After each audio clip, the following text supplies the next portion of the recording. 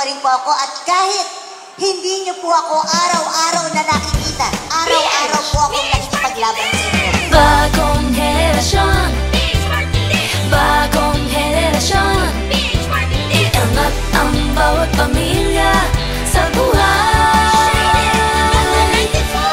Bagong henerasyon, bagong henerasyon, iangat mga solo parents at iba pa. Pag ang pamilya'y ating iaangat, buong bansa ay uunlad.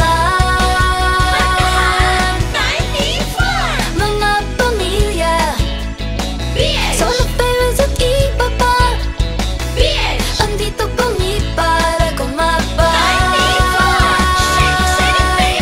Bagong henerasyon, bagong henerasyon, iangat ang bawat pamilya sa buhay.